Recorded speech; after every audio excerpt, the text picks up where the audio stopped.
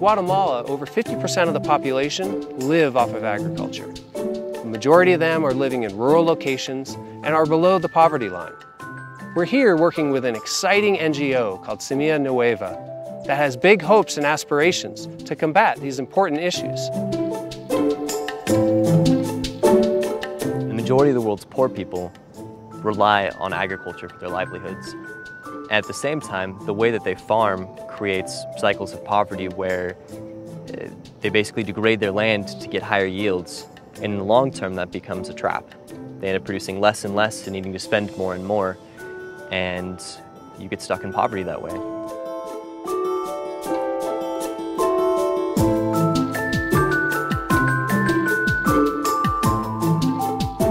If you add up the cost of fertilizer, if you add up the costs of tilling, and even start to look at the cost of labor, then most farmers end up paying to farm corn and beans and the basic staples.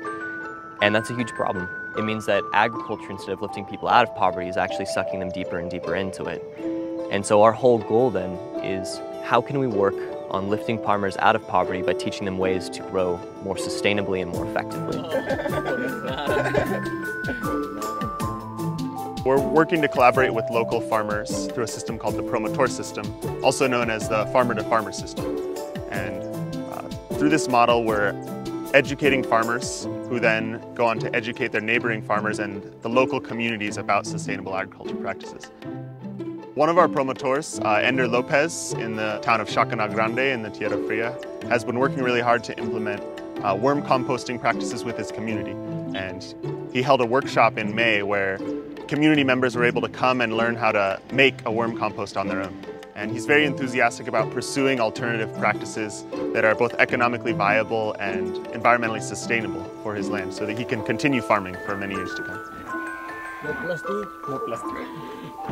Entonces necesitamos conocer bien qué se hace en la agricultura, cómo tener buenos resultados y pues manejar bien la agricultura en nuestra casa. ¿Cuál es la relación de Semilla Nueva con mi familia y mi comunidad? Es una relación buena porque todos están interesados en conocer a la gente que viene de Semilla Nueva y también conocer el proyecto. Semilla Nueva right now is excited about 3 technologies.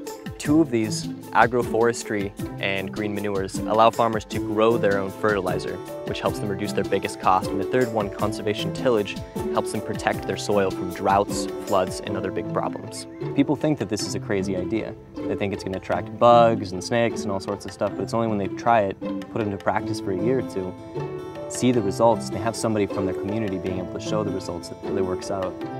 Bueno, sí, nosotros aquí tenemos que, nuestros ancestros han enseñado a juntar todos los residuos de cosechas anteriores y quemarla, después labrar la tierra, pero eso ha ido afectando porque se necesita cada año más químicos para poder cosechar.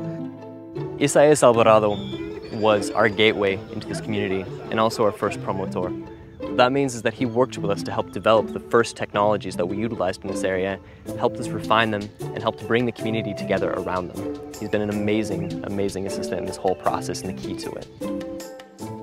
Los modelos, las técnicas son muy buenas porque si podemos ahorrarnos plata para cosechar y cosechar más, si invertimos menos y cosechamos más, va a ser muy beneficioso para nosotros. ¿Por qué? Porque vamos a mejorar. No solo para en condición de vida, sino que también para la agricultura y para mejorar nuestros terrenos también.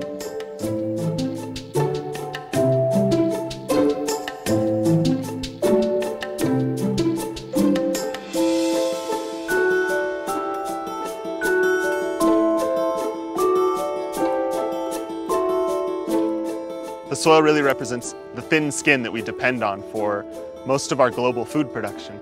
And by working with these rural farmers, we really think that we can facilitate a global change and establish food security, really fight malnutrition, fight global climate change and greenhouse gas emissions, and leave behind a legacy of organization and community. One of the things that makes our work sustainable for us is the fact that we get to work with these gigantic Guatemalan families. I mean, you stay in a farmer's house and there's 40 people running around, uncles and cousins and 30 little kids, and you just feel so welcome and so warm and so invited. that you just keep wanting to find ways that you can get involved. And more than that, you keep finding ways that you can become more a part of the family. It's one of the most beautiful cross-cultural experiences that I think any of us have ever had, and something that we really cherish.